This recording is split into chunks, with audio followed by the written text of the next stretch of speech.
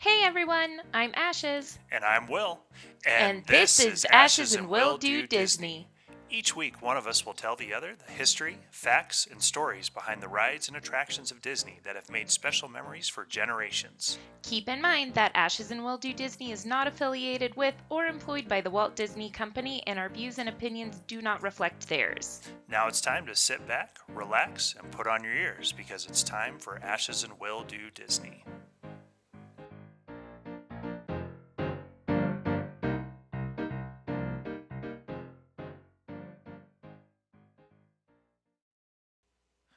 Oh, hey there, Ashes. Oh, hello, how are you? I'm doing all right. We're back again to do it. How are you doing? I'm not gonna lie, I'm a little bit sad that, I'm not at Disney World. Well, yeah. I mean, the fact that our son is still singing It's a Small World and talking about the rides, and our middle kiddo told me yesterday that she wants to live in Florida like I do. To which I was like, yeah, of course, want to live in Florida. Yeah, But but. she equated it with that being she doesn't have to do schoolwork because we vacation to Florida. To which I said, if we live there, that means you have to do school. That's not how Yeah, that always works. I just want a Disney balloon that I don't have to deflate to take home. But at least we brought it home, and we brought the weights home too, right? Well, of course, Yeah. but Turn those into Christmas ornaments. I know I'm still sad I'm not at Disney. Okay? There's just no fixing that right now. No, we've definitely got post Disney vacation blues that isn't going away anytime soon. I know it's really sad. It's really sad. And then it doesn't help that we do this podcast and talk about all these fun Disney things that we want to go do. I know.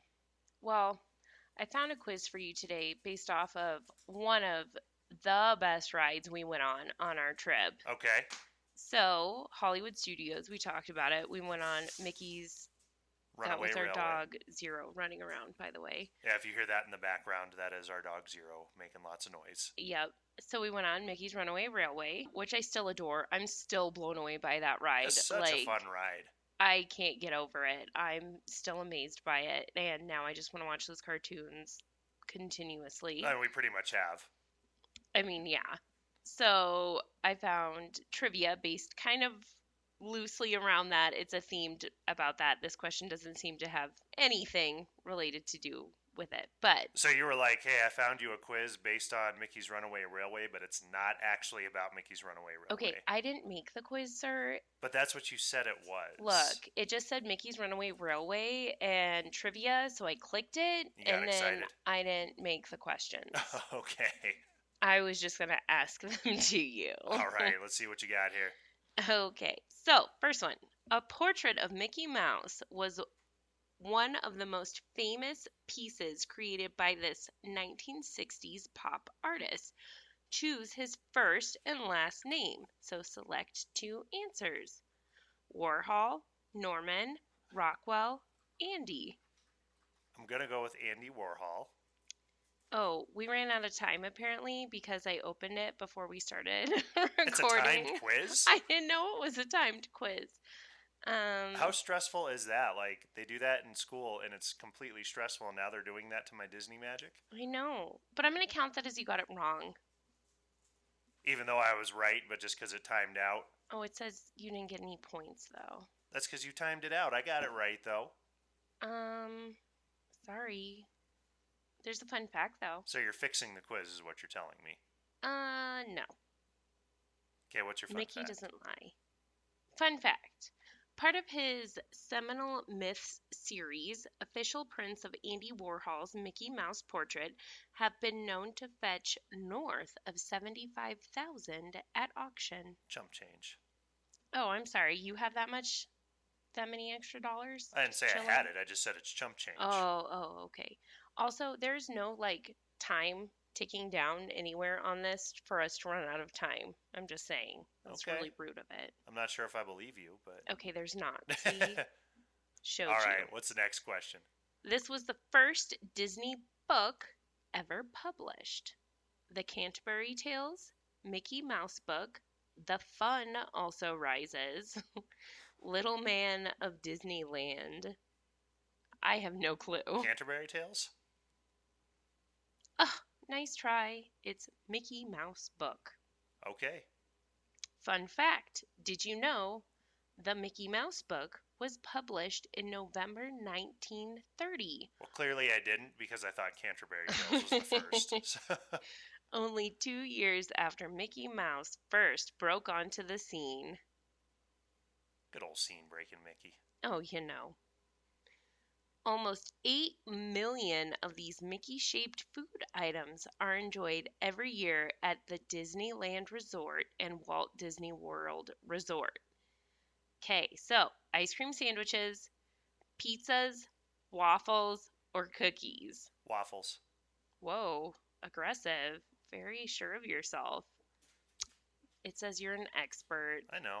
Oh, okay. A little cocky too, whatever. Fun fact, Mickey shaped food is a staple at Disney theme parks around the world. Pretzels, beignets, and candy apples are just a few of the fun treats you might find. Those pretzels we got, at least that very first time in Disney Springs, we got that Mickey pretzel, and they were good every time we got them. But that one Mickey pretzel we got in Disney Springs, like, It had was just the right amount of salt super and good. sugar. It was so good. Although, so I love caramel apples. They're one of my favorite treats, like, ever. Yeah. So clearly, on the day we went to Magic Kingdom, I was like far too excited to get to Magic Kingdom to actually like eat breakfast before we go. Yep. So we went to Magic Kingdom and we were looking through some of the shops, and I was like, sweet, I'm gonna eat a Mickey caramel apple for breakfast because breakfast of champs at Disney World. You're Why on vacation. It's fine. not? Except for our children kept wanting bites, and I was very offended. Well, wasn't it chocolate covered? Well, yeah, it was caramel and chocolate. Yeah. So of And course there they was Mickey wanted Mouse ears, but I didn't really want to share. it. Well, such is life having children. I still gave them bites. It was delicious, though. Okay, the name may have changed, but the magic remains. Put the company's name in order from earliest to most recent. Oh, Ooh. shoot. Okay. Walt Disney Animation Studios, Walt Disney Productions, Disney Brother Cartoon Studios, Walt Disney Studio. That's a lot. Yeah, that one's hard. I'm going to say Walt Disney Studio is the last one. Okay, well, it says earliest to most recent. So which one was Walt first? I don't know. I don't know this one. I'm going to tap out on that one. What? That's it? I can't even remember the choices. I thought there were going to be like 3, but there's 4 of them. Okay, well, I'm going to say Disney Brother Cartoon Studios. Yeah, you're looking at it, by the way, so you have a little bit more of an advantage than I do. Can you see all the way across the table? I'm my old man with my glasses. Let's see. No, I cannot. Okay. Walt Disney Animation Studios, Walt Disney Productions, Disney Brother Cartoon Studios, and Walt Disney Studio. Let's go. Walt Disney Studio. I don't remember when he joined up with his brother. Walt Disney Animation Studios. Disney Brothers, Walt Disney Productions. Wrong. Yeah. Okay, it was a guess. Okay, it doesn't give us the right answer. Well, that's but no fun. It gives us a fun fact. It was Roy Disney's ideas to change the name of their fledgling cartoon concern in 1926 to turn the spotlight of his brother Walt, just one of the many wise decisions he made. The current name dates from 2007. Okay. I would have had no clue on that one. I have no clue. And it didn't even give us the right answer, so that was rude. After the cartoon, The Simple Things was released in 1953, Mickey Mouse didn't appear in a theatrical release for 30 years until this. Mickey's Christmas Carol, Fantasia 2000, Who Framed Roger Rabbit, Fun and Fancy Free. Let's go with Who Framed Roger Rabbit? Was Mickey in that? Yep. He was? Yes. You are wrong. Oh, but yes, he is in it. Mickey's Christmas Carol, and also we need to watch Who Framed Roger Rabbit then, because You can't remember that he was in it? No. They did a crossover with Looney Tunes and Disney characters, because remember there's the whole like dueling piano scene with Daffy and Donald? Oh my goodness. I mean, I'm not gonna lie, it has probably been a solid 20 years since I've watched that movie, But like I grew up watching that movie. Yeah, Mickey's in it. Okay, cool. Well, we're gonna watch it again. Okay. Do you think it's on Disney Plus? Yes, it is. It is? Yes. Oh, cool. Well, we need to watch it. Fun fact, in the Disney animated version of the Charles Dickens classic, Mickey Mouse is Bob Cratchit, Yep. the lowly employee of Ebenezer Scrooge, who is, of course, played by Scrooge McDuck. I feel like they went with I the mean, obvious duh. choice there. Like, yeah. What color are Mickey's shoes? Do I even need to give you They're yellow. choices? Okay, you got it. One of the choices was zebra striped or brown. I mean, if people thought those were the choices, they clearly do not watch Yeah, any Disney. for real. Fun fact, Disney theme park guests can take home a pair of slippers that look just like Mickey's yellow shoes. There's even a yellow shoe-shaped dog toy. Also, listeners, I would like to let you know that William kind of is a Scrooge when it comes to buying anything for the dogs. I wanted to buy our puppies things at Walt Disney World, and William would not let me. Let's keep in mind there's a basket full of toys for the dogs. The dog has a Minnie Mouse dress harness. Both of our dogs have Mickey Mouse bowls. But they don't have Haunted Mansion bowls. Yeah. And I'm sure the cats would have appreciated a new toy.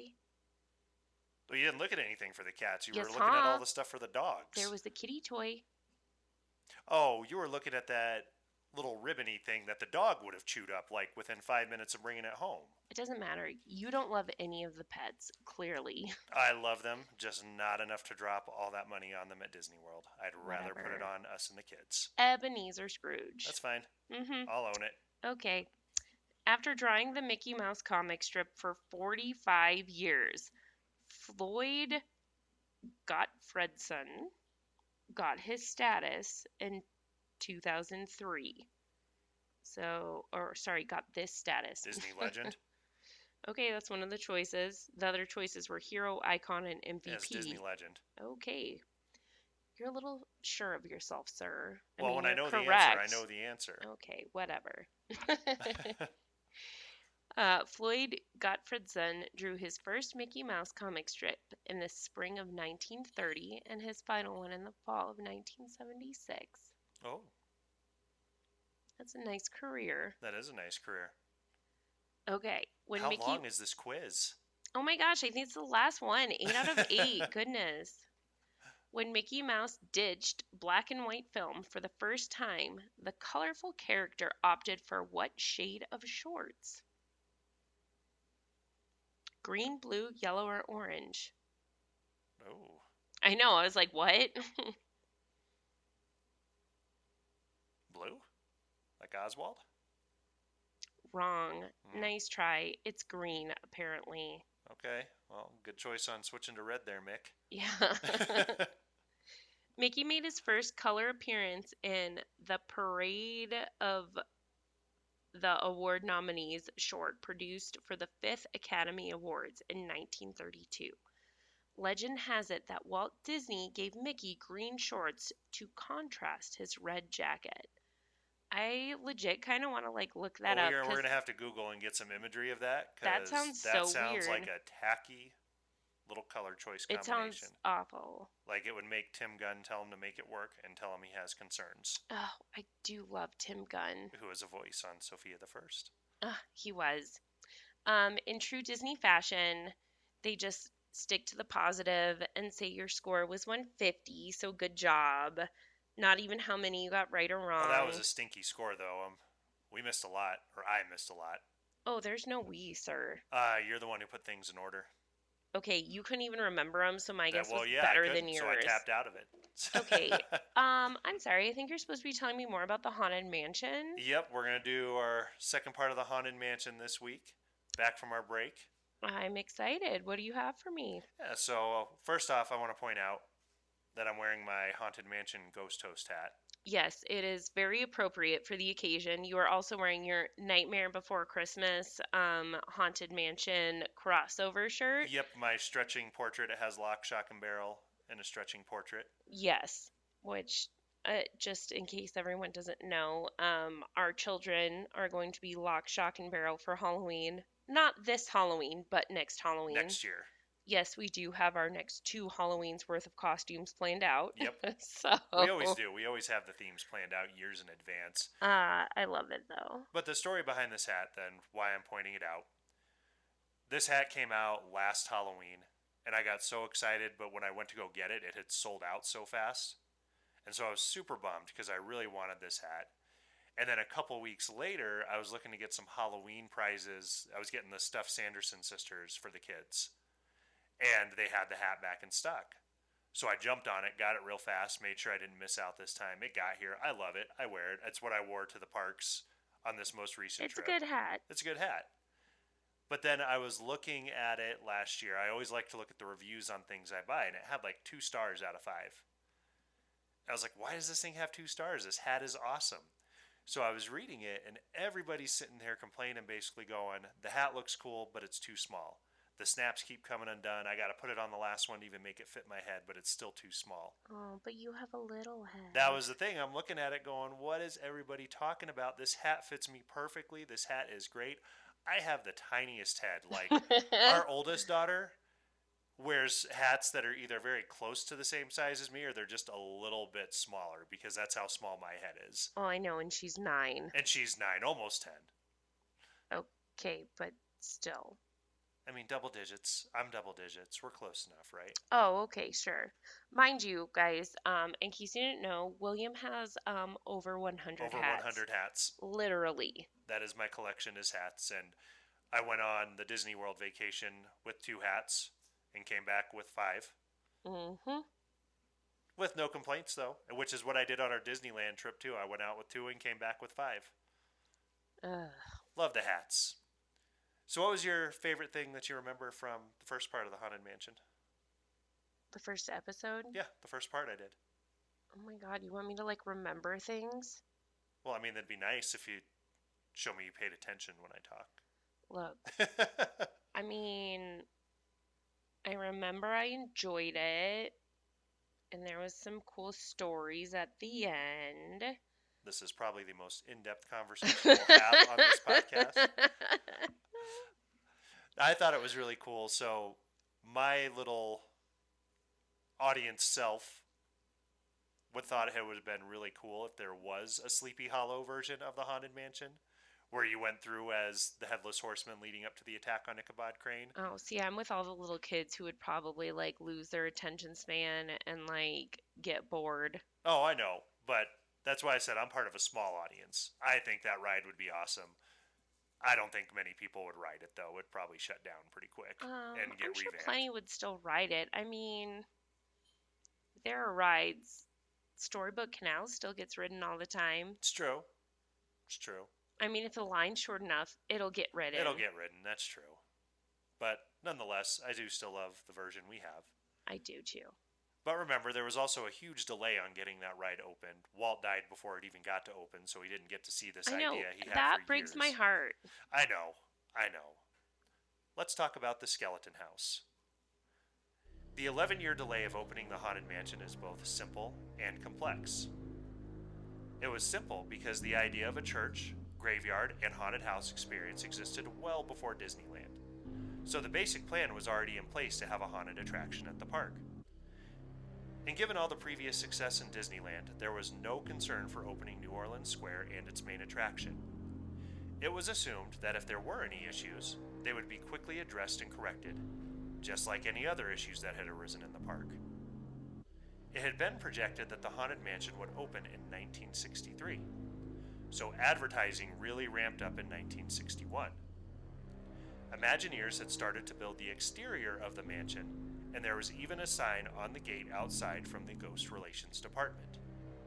The sign read, "Notice, all ghosts and restless spirits post-lifetime leases are now available in this haunted mansion." That's amazing. It's awesome. So they were going with the retirement home for ghosts idea. That is so cool. Right. I would have loved to have seen that sign. I mean, when they were starting to revamp for the Avengers campus and all the Marvel stuff, like, They put stuff around the Bugs Life area where they were replacing it. It said Stark Industries on it, so it's something very similar to that. I would have loved to have seen something like that for a ride that's That is coming. so cool. It is, and I wish I could see that sign. I may have to look it up and see if they have a image online. Absolutely. So the structure of the Haunted Mansion was built by 1963, but the problem was that there was nothing inside. This was due to the disagreements of what the tone of the ride should be. In 1964, Walt advertised the Haunted Mansion at the World's Fair. People who got those flyers had to wait several more years for the advertised attraction. Walt maintained his desire that no matter how dilapidated the inside of the mansion may look, the outside had to look pristine. Walt also liked the idea of a walkthrough as opposed to a ride-through. Okay, I just gotta say, after waiting in line all day I don't and want to walk. walking all the way around the park, nobody wants to walk through a ride. And Nobody. he seemed to have that idea for a lot of things, just a quick little tidbit, we haven't covered this yet, but Pirates was supposed to be like a wax museum walkthrough. They're, one of the, at Animal Kingdom, one of the, I don't know, I don't even know what it's called. It's like walking through the zoo, essentially. Yeah, right. It's not the safari ride, but it's kind of by the safari ride, but you get to walk through it, and you can see a bunch of different animals. It's basically a little zoo. Yeah, but it's a walkthrough, and I'm like, don't get me wrong, it's cool, but I have a zoo here. legit, I live for those times you can sit down. Yep. And the idea of a walkthrough attraction was not overruled until Walt's death, and that was mainly due to the technology of the Doom Buggy that had come from the Imagineering team at the World's Fair. Although his idea for a walkthrough had been overruled, Walt's death also took away the voice that was the guide for the Haunted Mansion. And now we have divisiveness on how the ride should go. After Walt had passed, the implementation of the Haunted Mansion proved to be particularly divisive. Walt had mixed feelings on what the tone of the ride should be. Many wondered if the ride should actually be a scary ride. There had already been controversy over Snow White and Her Adventures because the witch was already deemed scary. Imagineers wondered that if one element of a ride had upset children, was it a good idea to do an entire ride where all of the elements were scary? Those in favor of a scary ride argued that Disney couldn't consider themselves revolutionary if they built a silly haunted house. Mark Davis was the leader of Team Funny. Claude Coates took charge for Team Scary. I love this. So these names were important names. Coates had been selected by Walt to paint the sets for Snow White and the Seven Dwarfs. Mark Davis had been revered as one of the most creative minds in the company, second to Walt himself. Arguments for Scary and Funny both held weight. If Disney was going to be the home of the world's best haunted house, there had to be scary elements. This is like the OG, Team Edward versus Team Jacob. Let's not call it that. Let's not compare that. I mean, but come on. No, I'm not doing it. I refuse. However, it's a family-friendly park, and having a ride that will scare children, that's a no-go. So to solve this problem, they had to marry the ideas. The scary and the funny had to merge into a cohesive unit. Let's talk about the Doom Buggies. It's the answer to the problem of how do people get through the ride, because remember, Walt wanted it to be a walkthrough, and that didn't get overruled until he died. Yeah, I'm sorry, but all of the screaming children who were tired walking through the ride would just be awful. It'd be awful. Terrible. So the answer to that problem came at the World's Fair in 1964. This is where we saw the invention of the technology that would become the Doom Buggy. This technology would ensure the feeling of a haunted house walkthrough while keeping traffic consistently moving. So that way you don't have people just stopping and crowded, and then you've got people waiting to get into another spot to see. Yep. The ride at the World's Fair was called the Ford Magic Skyway. The rider got aboard a Ford vehicle that moved forward on a platform. There was no driving ability, but rather an automatic propulsion system. The Ford Magic Skyway took riders on a journey through time, starting with the age of dinosaurs, which sounds very similar to Ellen's Energy Adventure in Epcot.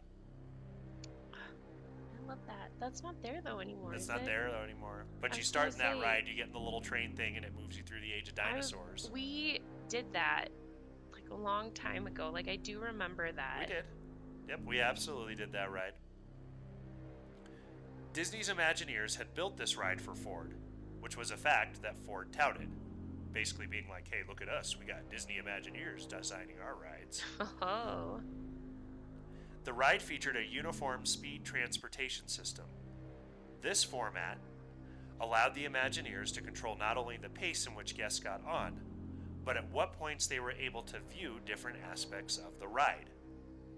The technology for ride was known as the Omnimover. Oh. Ho, ho. When the Imagineers returned from the World's Fair, they tried to test the Omnimover tech for other rides, but actual implementation was delayed when Walt passed. Eventually, Imagineers realized that this was the key to fulfilling Walt's vision of a walk-through experience, but also being able to keep traffic moving efficiently. That's how the Omnimover technology became the Doom Buggy. I'm not going to lie, I almost just called it the Omnivore technology. Imagineers also decided to add an extra element of movement to the Doom Buggy. They added a rotation to the transportation as a means to help riders take in all of the scenery in the Haunted Mansion. Figuring out how to move people through the attraction was the key to moving the Haunted Mansion out of the idea phase and into the production phase. To get into production, we have to accessorize evil. With the problem of how to move through the Haunted Mansion solved, there was still the matter of should it be funny or scary. Davis and Coates finally agreed to disagree and opted for both. I mean, it took them long enough. It took them long enough to just get over it and say, let's do both. The ride starts with a pure walkthrough element as a tribute to Walt's wishes. The first part of the ride has the quote-unquote scary elements, particularly the Madame Leota and attic scenes. Once guests are propelled from the attic into the graveyard, that is when the transition to silly happens. Now that the how to move and the tone of the ride were solved, Imagineers had to populate the mansion. Once again, the 1964 World's Fair lent its ideas. Even though animatronics existed in the Enchanted Tiki Room, the advancements for realism and motion really shined with the Carousel of Progress and It's a Small World. With this technology, they applied it to the animatronics in the Haunted Mansion. Have you ever heard of Pepper's Ghost? No. Okay, I didn't think so, but I thought I'd be polite and ask. Oh, well, thank you, sir. I just think of like Pepper from American Horror Story, and I No, don't definitely think... not Pepper from American Horror Story. So Raleigh Crump, as mentioned in our episode of It's a Small World, had a hand in the design of the sets of the Haunted Mansion. He drew concepts of anthropomorphic chairs, voodoo curiosities, as well as a half-man, half-candle creature. His other ideas included statue busts that followed you as you move, as well as paintings that started innocent enough, but changed into something more sinister. Yale's Gracie also joined the project, and he and Crump went to the same space of should their concepts be scary or silly. This debate just never seems to end with the Haunted Mansion of should it be scary or silly. For real. Both Imagineers agreed on the concept of a pipe organ. To achieve the implementation of the pipe organ, they used a technique called Pepper's Ghost.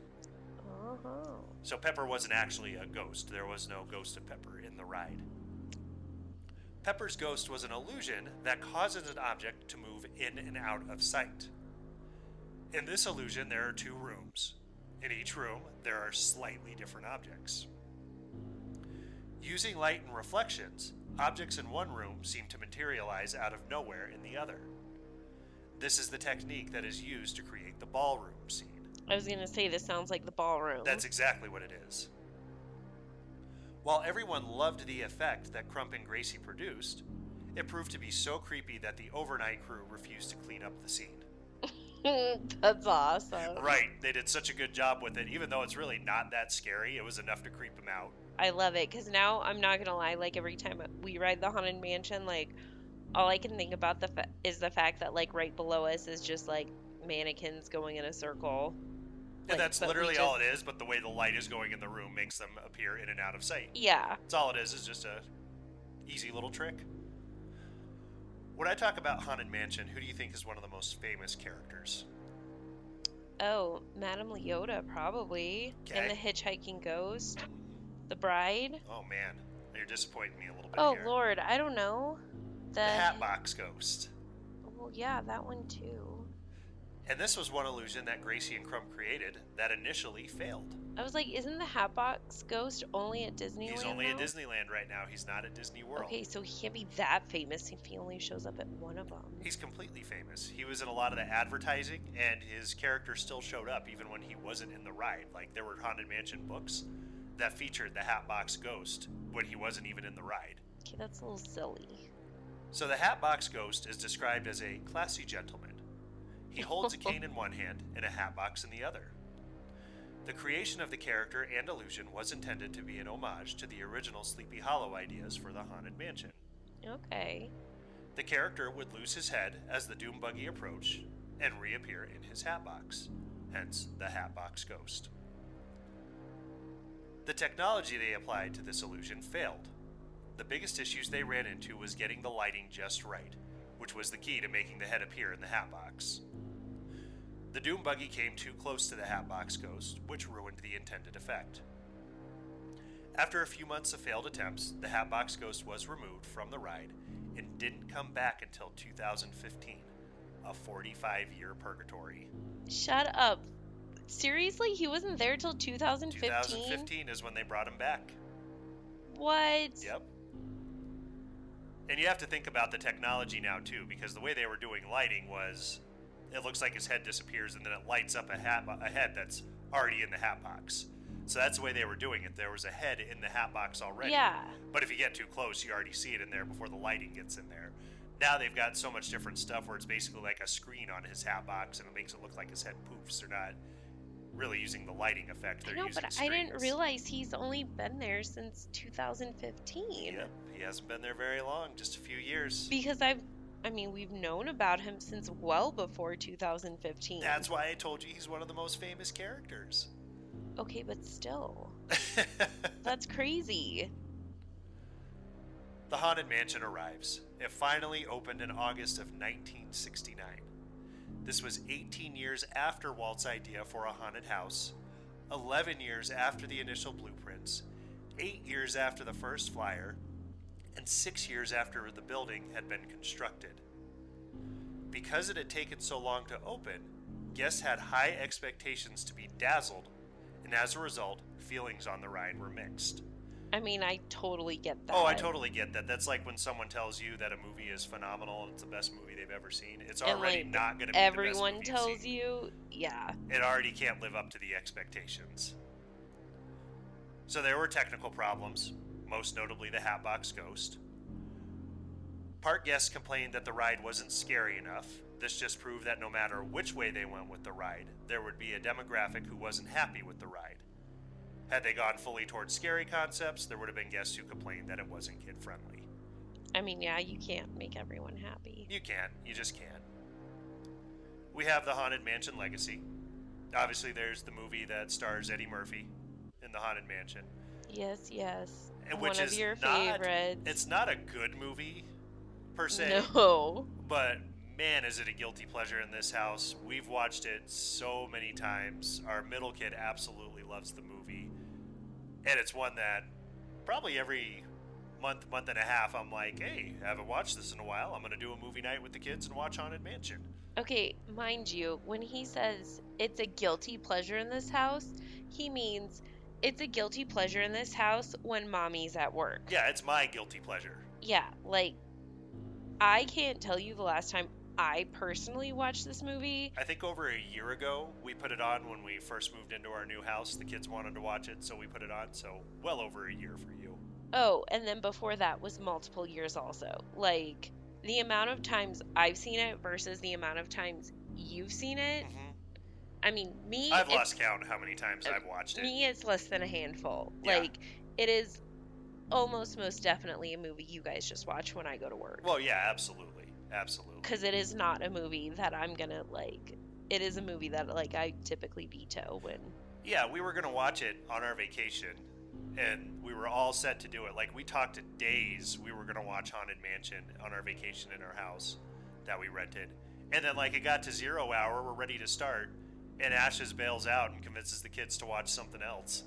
Yeah, sorry, not sorry. I know you're not, but a reboot for the movie has been announced. Yeah, I'm super excited. Yeah, me too. Which they announced a reboot way back when, said it was going to have a darker tone. Then it got shelved for a while, but now they're talking about doing it again. Owen Wilson, who was Lightning McQueen in Disney history, he's been cast in the movie. I mean, I do love Owen Wilson, not for his role as Lightning McQueen, but for other roles. But whatever. I'm still excited to see what they do with it. Yeah, and it's still one of the most beloved attractions today. And we've got Muppets Haunted Mansion, which by the time this episode airs, it will already be on Disney Plus. But I'll watch that. yeah, that I'm excited for. And it's basically the premise behind that is Gonzo is being challenged to spend the night in the Haunted Mansion. Miss Piggy's going to be Madame Leota's character. The daughter of the original Madame Leota has been announced to be a maid in the movie. Oh, like with Owen Wilson? Or No, in the Muppets Haunted Mansion. Mansion. Okay, gotcha. Yep, she's going to be Either way, in there. that's still really cool. It is really cool, especially because the original Madame Leota's daughter is also the Madame Leota for the Haunted Holiday. Yeah. So I think that's really cool that she gets to be in the movie. Yeah, that is awesome. Yeah, and Fozzie's going to be the Hatbox Ghost. Oh, I mean, clearly. Which I saw today because the Hatbox Ghost, he's got a skeleton face. So they put teeth on Fozzie for this. Yeah, and a lot of people are like, this is already super creepy. Why'd they do that? Well, because he's the Hatbox Ghost. Well, I haven't seen that. You'll have to show me a picture. I will, and I'm very excited for that to come out. And there's the Haunted Mansion. What do you think? Oh, I mean, I love the Haunted Mansion. I mean, not as much as you. Haunted Mansion, I even got the shirt that says the Haunted Mansion is my happy place. That is a place or a ride that I have to do multiple times when we go. And it's still not enough, but I have to do it every time I'm in Magic Kingdom or at Disneyland. Doesn't matter if I'm there multiple days, I've got to do Haunted Mansion every single time I'm there because it's my favorite, and I know it's going to be a good chunk of time before we go back again to do it. I get it. It's your happy place. It's my happy place. But I also told you in my first part of the episode that I had a longer ghost story. I'm excited. Yeah, so we did the 2 little short stories last time, plus our experiences in our house. Yeah. But now I've got another cast member story. Awesome. And this one, I'm going to tell you now, it kind of goes up your alley and kind of in your neck of the woods on how you do things. So I'm a little proud of myself for finding this one. It's about time, William. All right, so this one's called I Work at Disney, Stay Away from the Haunted Mansion. Ooh. And I'm going to tell you now, there's some language in here, so I'm going to be editing it as I come across it because we do like to make it so kids can listen. I usually do that with all of mine as well, Yeah. so yeah. Okay. I guess it's probably best if I start from the very beginning. My name, though not important, is Joey. Last year, I was lucky enough to be able to get into the Disney College program. If you aren't familiar, that's when you basically get credits for working at Disney World. When I found out I was invited to the program, I was ecstatic. Even though I would leave all of my friends, I figured it was for the best. Admittedly, I had been partying a little too often lately and pushing off my schoolwork, so this could have been a good opportunity for me. After a very extensive going away party, I was on a plane flying across the country to my new home. Well, for the next 6 months at least. I was assigned to a bunk room of sorts and given my job. I was to work on the Haunted Mansion ride in the Magic Kingdom. This was pretty exciting news to me. I've always loved spooky paranormal things. I know this ride was geared towards children, but even still, I got my hours and was ready to start. The first couple of weeks were kind of slow, being as it was my first time doing the program. You don't get to go in the busy summer season. However, it was Disney World, so obviously it was still a fairly busy place. I was getting pretty close with some of my coworkers. Eli, Mika, and Emily especially. We hung out almost every day before and after work, and if we were lucky enough to have the same days off, we would spend them together. Eli and Mika shortly after started dating, leaving Emily and I alone together a lot. Once two people become official, it tends to pry them away from friends. One night, the four of us had work together. Em and I finally got them to hang out with us after our shifts. We were going to play some cards and have a few drinks. I'm sure they mean sodas, too. Oh, obviously. The shift went by with little to no trouble. A few guests complaining some of the ghosts at the last dinner party scene were too scary for the kids. We politely had to apologize. You find yourself saying sorry a lot in this job. They all kept complaining about the lady crying in the bloody dress by the fireplace. That struck me as odd. I have been on the ride and walked through the ride countless times. Never did I see said woman. I brushed it off. The shift ended with the throbbing feet. It's funny, I'm not an athlete by any means, but I was not lazy at all.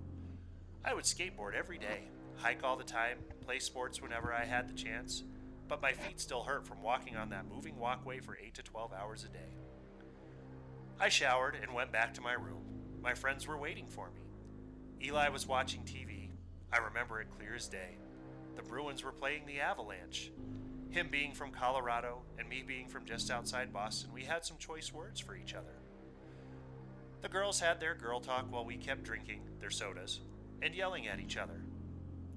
When the game was over, we were all good and happy. So the cards were never even opened. We did what happy kids do. We talked. You're funny, Will. It wasn't long before someone brought up the weird complaints made today. I wanted to bring it up myself, but Mika did first. Eli, being the one who worked there the longest, suddenly became very serious. Let's not even get into that. Just forget it, he said. His tone seemed stern. It made no sense because he was so laid back. What? What's your problem? Mika asked him. She also saw the change in his demeanor. It's just, once you know, you can't go back, he said, looking down, shaking his head. I still wish I didn't know. Guys, just leave it alone, I suggested, totally planning on making him tell me when we were alone. No, I want to hear, Emily said. Mika agreed, so it looked like Eli was going to crack. There's a legend, I guess you would call it. Have you ever heard the talk of the Jesswoods around? He asked us. I mean, I've heard the name, but no specifics, I admitted. The girls agreed. They are a very, very wealthy family that was in business with Disney World in the early 80s. The daughter's name was Isabel Jesswood, he continued. Emily interjected. Oh, I have heard that name for sure, she exclaimed. Well, she was to be married right here in Disney to a man whose name honestly escapes me. However, the week before it was found out that he was a con artist. He never really loved her. He was already engaged to another woman, in fact. He was just in it for her money. My God, that is awful, Mika said while pouring another soda. When she found out, she was destroyed to the point of no return. Their favorite ride in the park was the Haunted Mansion. So towards the end of the night, she put on her wedding dress and got on the ride. After downing 2 bottles of antidepressants and a bottle of Jack, she was dead before the ride even ended. Whoa, now. We switch everything to sodas, but straight up with the antidepressants and the Jack. Well, I mean, it wouldn't work as well if I was like, she drank soda and downed 2 things of Tic Tacs. I was like, we could have said like some Fun Dip and I could have been like Pop Rocks and soda. Yeah. Shut the front door, Emily said. You're so full of poo. Yeah, man, I have to admit, you had me for a second, I admitted. Babe, I had no idea you were so creative. Mika kissed him. I wish I was joking. You'll see. Now that you know, you'll feel it. You'll hear it.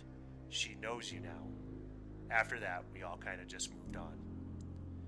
It wasn't right away. Maybe 2 or 3 shifts later, I hear it. A slight cry, like a sob.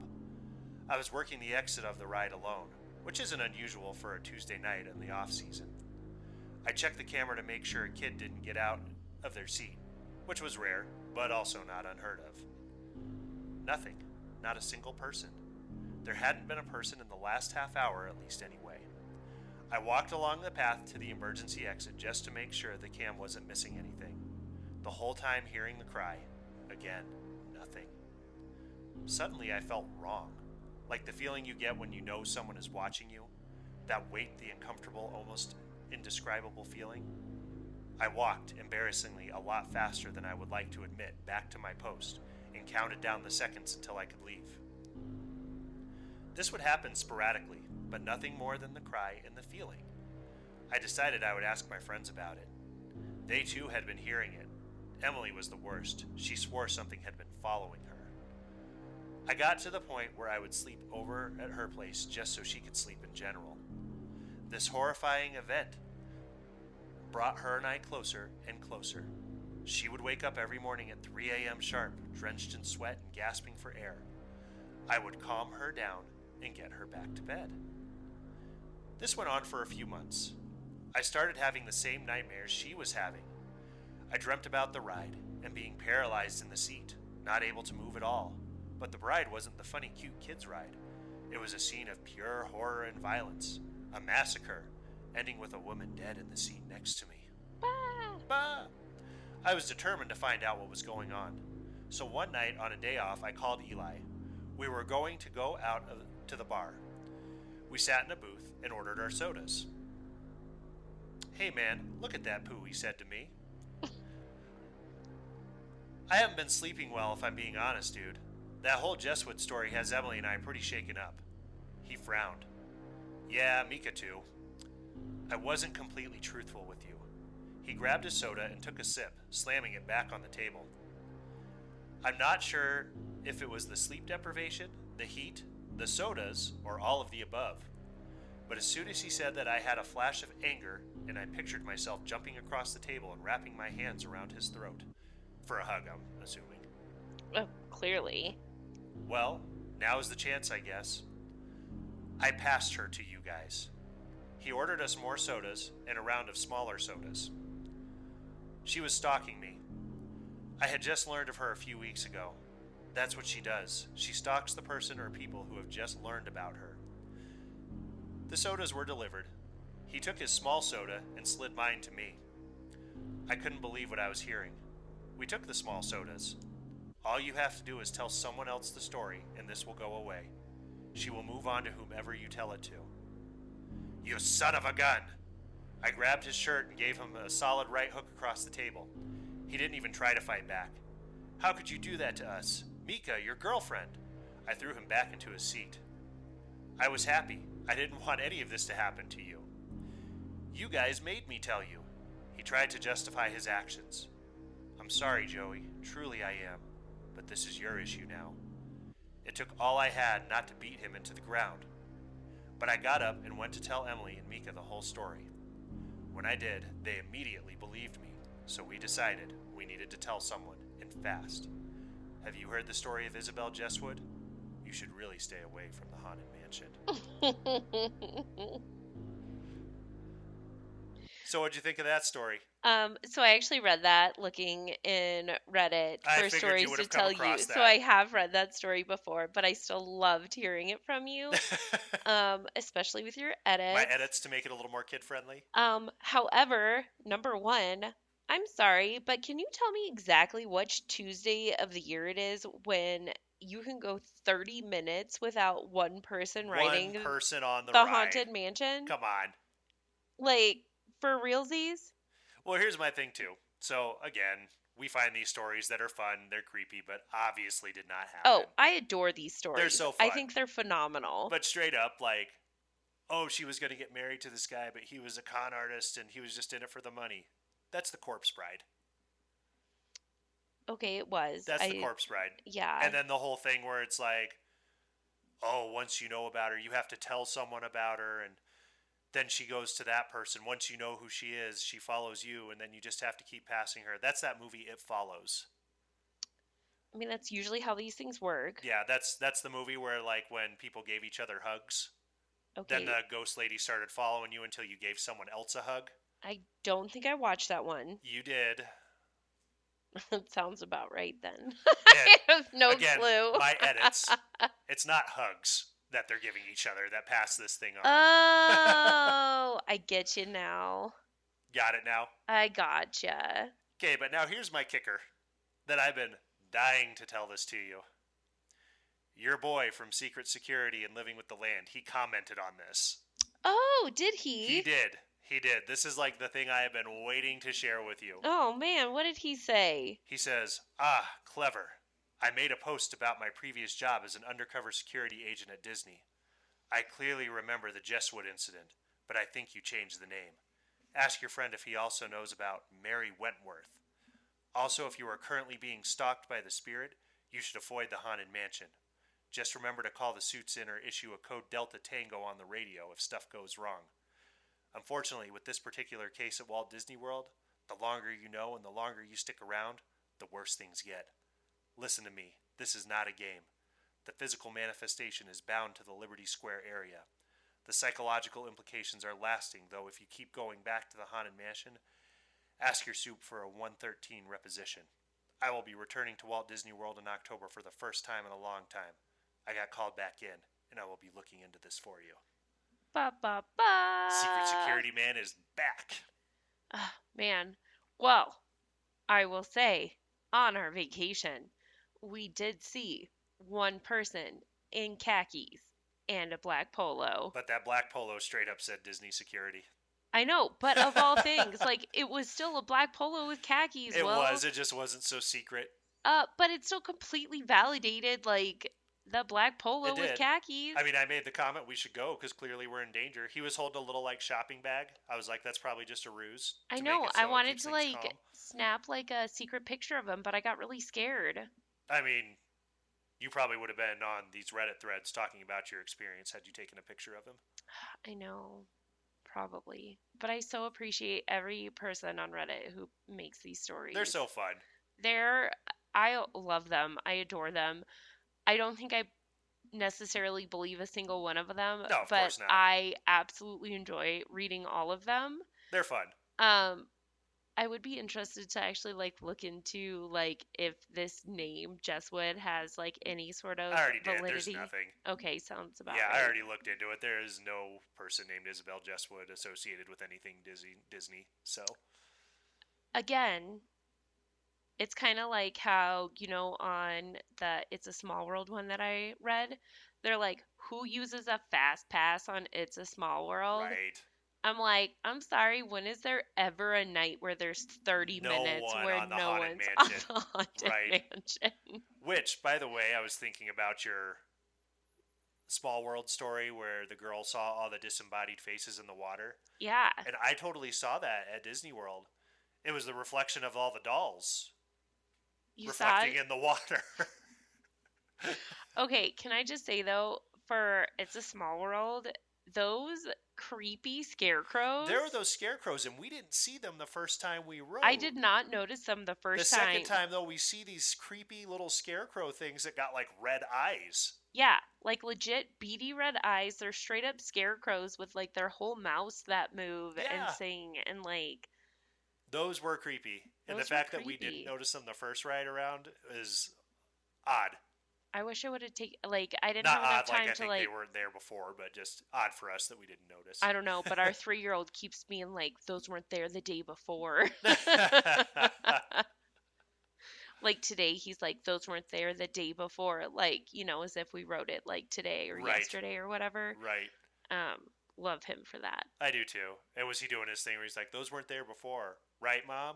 Yeah. Right? Yeah, that's what he keeps doing. So there's Haunted Mansion. We finished that up. We were definitely smart to put it into 2 episodes. I love it. But I love Haunted Mansion. Me too. And I'm excited to see what you have next week for us to finish up Halloween. Sounds good. That's it for this week's episode of Ashes and Will Do Disney. Don't forget, we need your mouse tales. If you have a funny, weird, exciting, or just a favorite Disney memory, send it to ashesandwilldodisney@gmail.com so we can read them on the show. And don't forget to follow us on Facebook and Instagram at Ashes and Will Do Disney. This is a public group to follow. We're also on YouTube at Ashes and Will Do Disney. Please subscribe, rate, and review wherever you listen to your podcasts. Thank you so much for listening, and have a magical day.